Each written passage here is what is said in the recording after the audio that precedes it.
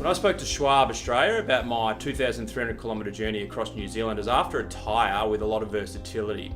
Given the long distance required to travel across both the North and the South Island, the change in terrain and also the midwinter conditions, I wanted essentially a tyre with optimal rolling resistance, yet something that was highly resistant to punctures.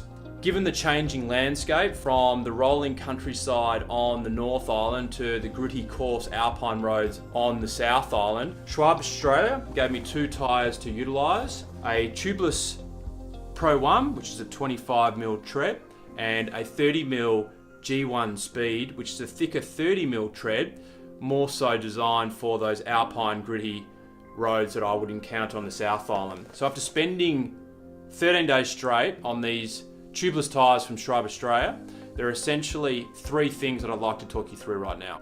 Firstly, the recent technology in the Schwalbe Tubeless has them as a proven leader in terms of rolling resistance. When tested in a lab and on road against 10 other competing clincher and tubeless tyres, the Schwalbe Pro 1s, which was the tyre I started my New Zealand journey on, were the clear leader. The additional benefit of this level of rolling resistance means you can actually run the tyre pressure lower on the Schwabes without affecting your speed, ultimately meaning you can ride with more comfort. Secondly, the puncture resilience really stood out to me with the Schwalbe Tubeless. There's two components to this, the first being the technology of the tyre.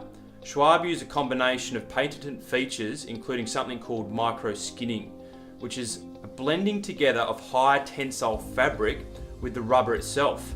Secondly, having tubeless tyres means the sealant will fill any unwanted leaks during your ride. Yes, you can put sealant in a clincher, but do you really want to be adding extra friction to a tyre that already has a tube in there? Not an ideal scenario for any rider out there.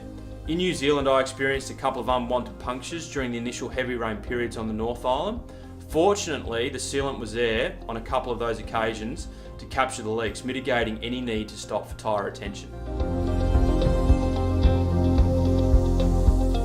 And thirdly, the agility of the Schwalbe Tubeless was an unexpected benefit that really came out of my journey across New Zealand.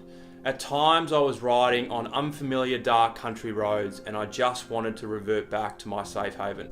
And with the Tubeless I could, from 2/3 away down the North Island to the very bottom of the South Island, which was over 1,500 kilometres, I ran tubes in both tyres, running a G1 on the rear and a Pro 1 on the front.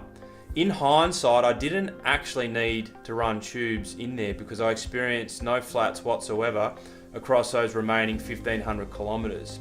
However, for my own peace of mind, I ran the tyres as clinchers essentially. Despite this, my average speed hardly dropped, which I did find intriguing. So in conclusion, you've got a tyre that's been proven to roll better than the rest. You've got tyres that are highly resistant to punctures in terms of their technology and also the ability for sealant to capture any unwanted leaks. And you've got tyres with a lot of agility. You can run them as tubeless to really optimise that rolling resistance, or if you want to put a tube in there at any given point in time, you can. For those reasons, I'm now fully sold on the Schwalbe Tubeless.